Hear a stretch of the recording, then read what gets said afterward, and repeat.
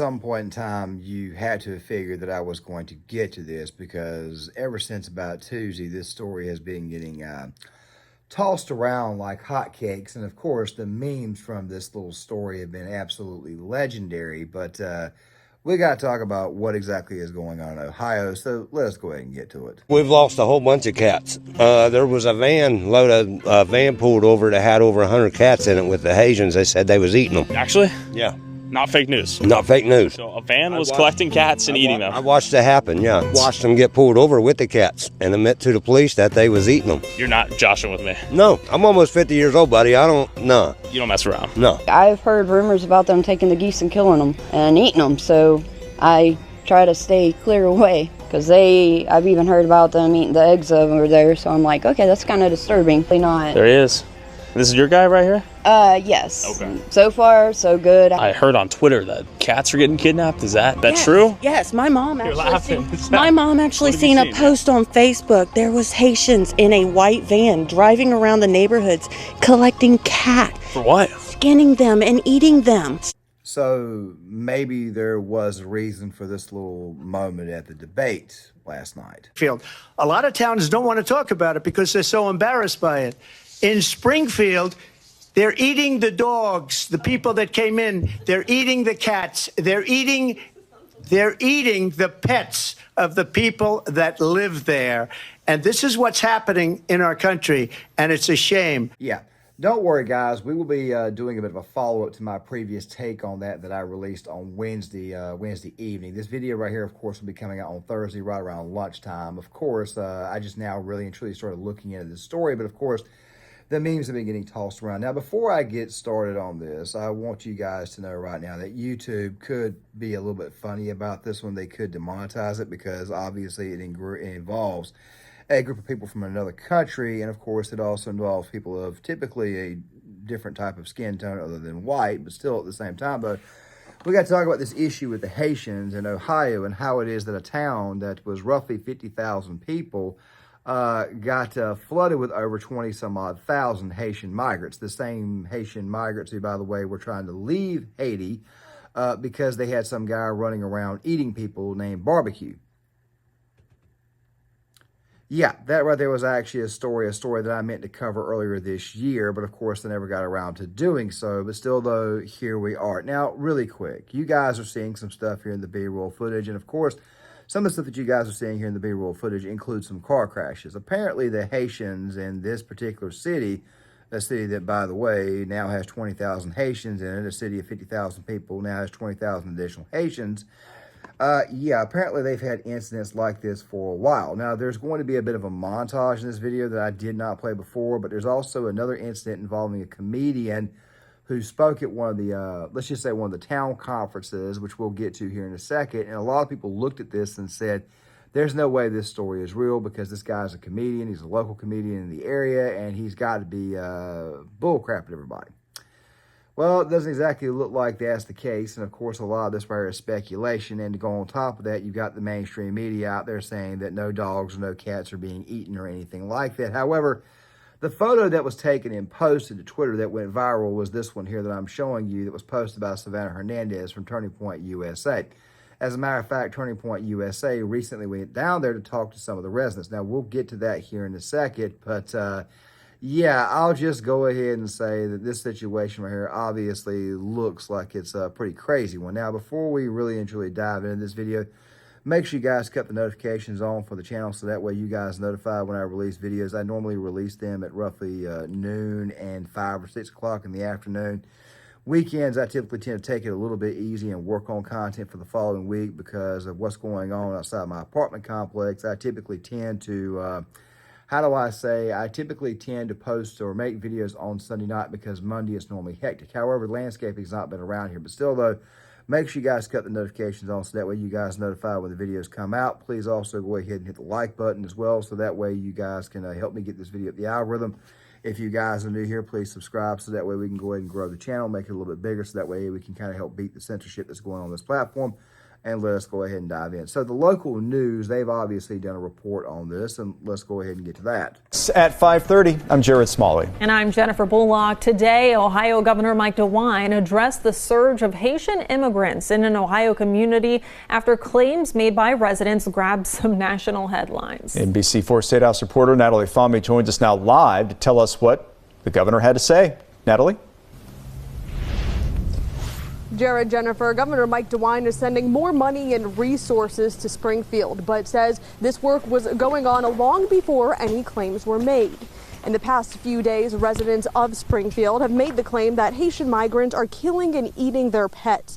The claims have been elevated and backed up by prominent Ohio elected officials like Senator and Vice Presidential candidate J.D. Vance. But DeWine says that is not what today was about. He says the Haitian population makes up much of Springfield's population, and that means there are concerns about things like safety on the roads and access to health care, which is why Vance would, in fact, get pressed on this after the debate. We'll get to that here in a second. But so far, what we're finding out about this situation, or at least the response to this situation, is that the governor, Mike DeWine, and please give me, you guys, please, if you live in Ohio, please give me your thoughts in the comment section. The governor of the state initially, he responded to this by sending people who were interpreters to communicate with the Haitians.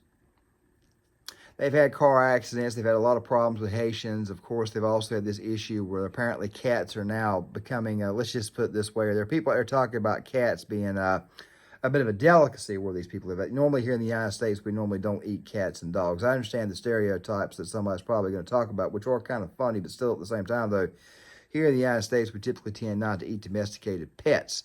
Then it was revealed later on that he chose to now decide to send state troopers. From what I understand, from what I've heard about DeWine, is that he's a complete total rhino, not very, very conservative, very lackadaisical when it comes to being the actual governor of the state. And of course, the mayor has had some things to say about this as well.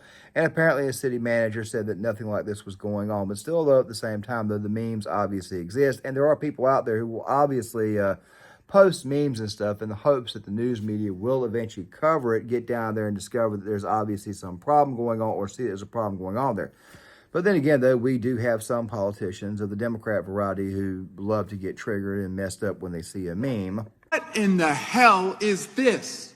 The chairman tweets, protect our ducks and kittens in Ohio, because he goes down some crazy rabbit hole, completely debunked that aliens are eating pets?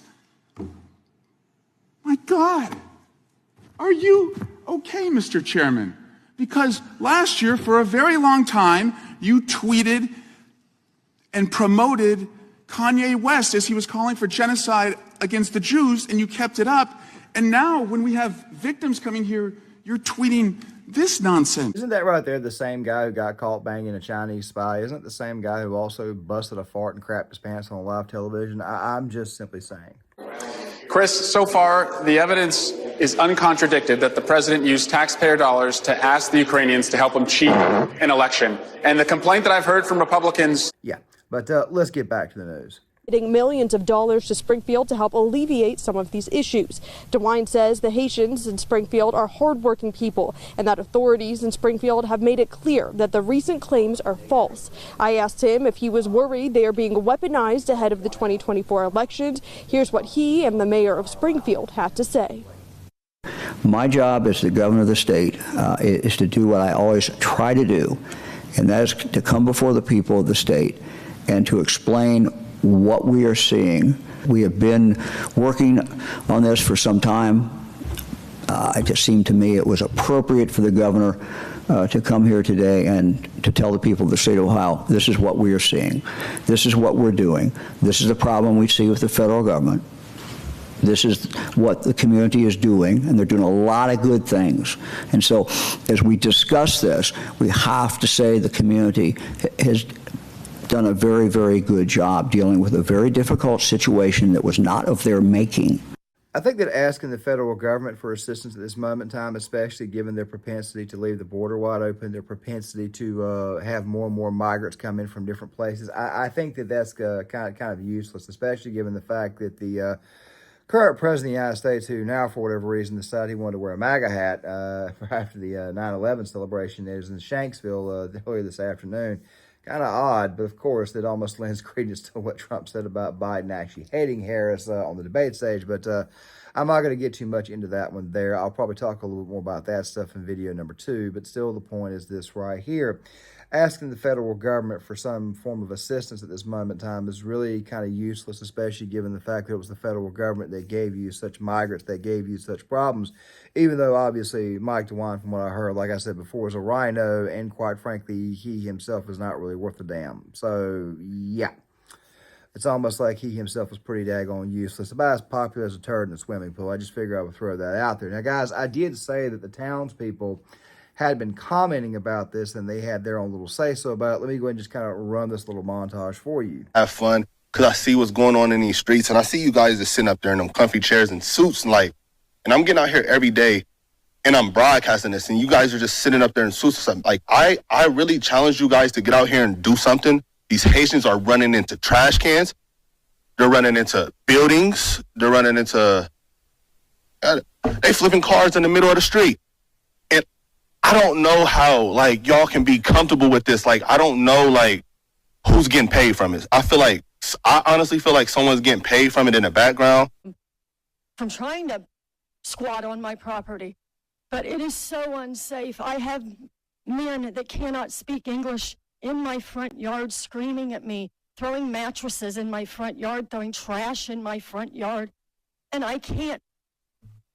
Look at me, I weigh 95 pounds. I couldn't defend myself if I had to. My husband is elderly, and last night, after living in this home for 45 years, he said, Noelle, guess what? It's time to pack. Might beat around the bush. Okay, what do they say to that? They don't say nothing. I don't understand them. They don't, I guess apparently they don't understand me, but trying to learn our language. Do you see them trying to learn English and assimilate to the American culture? No, I don't. But, it gets old, man. I mean, there's 12 motherfucking Haitians that live there, and there's another 7 or 8 lives right here in this corner house. I'll knock on that door, yeah. And 4 of them just moved in here. They ain't in there yet, but they're going to be in there next week. So you're going to be the minority very shortly if you already are. We already are the minority. Yeah. What would you say the percentage currently is of Haitians to OG, original Springfieldians? You mean percentage-wise? Yeah. Probably them 60%, that's 40. Okay. It's Are they eating cats in the neighborhood? Is that real? Man, I heard that. The white double right there. They had 6 chickens in their backyard a month ago. 6 walking around fucking chickens, and they ain't nothing back there. What's kind of heartbreaking is the little old lady there that's talking about the people in the grocery store, how it is they can't speak English, and how does they show up on their lawn, how it is her and her husband, by the way, is elderly, they got to pack up and leave, or now they want to. There's also what the comedian was saying, talking about what's going on. By the way, we've been doing a lot of videos on the migrant crisis, or at least I have been, and one of the main things I've been trying to preach, or at least things I've been trying to drive home, is that when you put a bunch of migrants who aren't exactly friendly to customs in the United States, don't know much about the United States, and you put them in, say, poor neighborhoods, like, say, for example, in Chicago, where a lot of these Venezuelan migrants are being sent to, especially given the fact that black people and Venezuelans, Hispanics, typically tend to be natural enemies, especially when they first run into one another.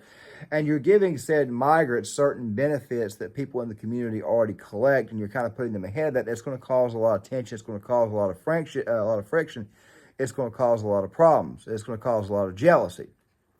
Now, obviously, that right there is not the point of this video, but still at the same time, all kinds of problems can arise if you bring in more and more migrants, especially if you bring them from an area like, say, Haiti, which is known to be crime infested, which is known to have a lot of bad characters there. And of course, when they get here, what do? They commit crimes themselves. The fact of the matter is this right here, regardless whether dogs are being eaten or whatever, this story needed to, in fact, be reported on, and it's kind of sad to see how it is that the mainstream media is bypassing it. But let's be honest, it's an election year, and the mainstream media is not going to want to report on that. They're just not going to want to do that because they obviously have to help the person who's got the D next to their name to get over. That right there is who these people are. They don't care about you. I mean, all you got to do is go back and look at East Palestine and look at that situation there.